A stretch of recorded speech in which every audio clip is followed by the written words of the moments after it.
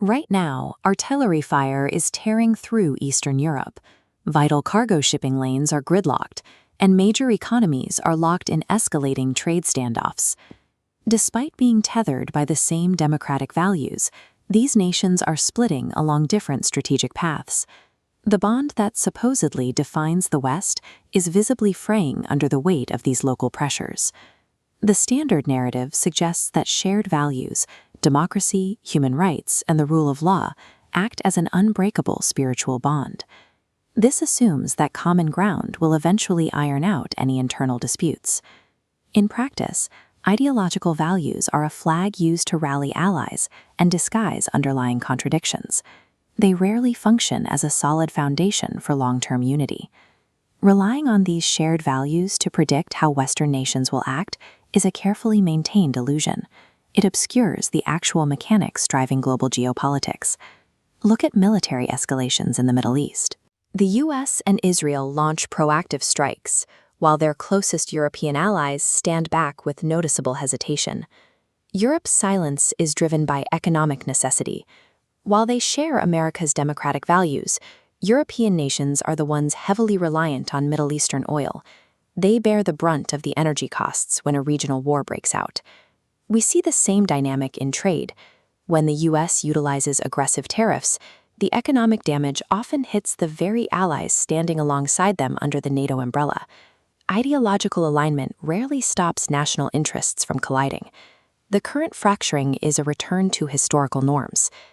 If these competing interests are the historical norm, why did the West appear so perfectly unified for the second half of the 20th century? The answer lies in historical compression. The overwhelming external pressure of the Soviet Union forced Western nations to suppress their internal differences. Bitter trade disputes, strategic disagreements, and institutional differences were all buried. Everything took a back seat to the mandate of defeating communism. When the Soviet Union collapsed, that weight was removed. The resulting vacuum allowed decades of dormant internal cracks to finally expand to the surface. The diplomatic clashes happening alongside the trench warfare in Ukraine are not sudden betrayals. They are the delayed, violent release of systemic pressures that were frozen in place for half a century. Beyond the ghost of the Cold War, the chaos is being driven by a defect hardwired into the internal architecture of Western nations. Democratic institutions consistently prioritize short-term electoral survival over cohesive, long-term international strategy. When a politician's vision is limited to the next voting cycle, foreign policy becomes volatile.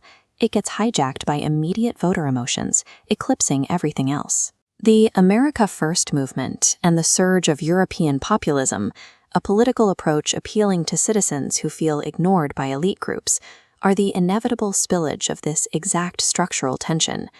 This short-term voting mechanism survived the simple binary of the Cold War. In today's complex, multipolar environment, it is malfunctioning. It is easy to look at this systemic friction and assume the Western world is experiencing a terminal collapse, but that is a mistake. Exaggerating Western decline is an analytical trap. It is the exact geopolitical narrative that adversaries like Beijing hope to propagate. Look past the political noise to find an unshakable bottom plate. The West's dominance in global finance, technological innovation, and legal frameworks remains durable. The current disarray represents the chaos of the strong, a period of fierce internal friction as a dominant system attempts to adjust to a new era. Massive political systems routinely endure violent tearing when adapting to new eras.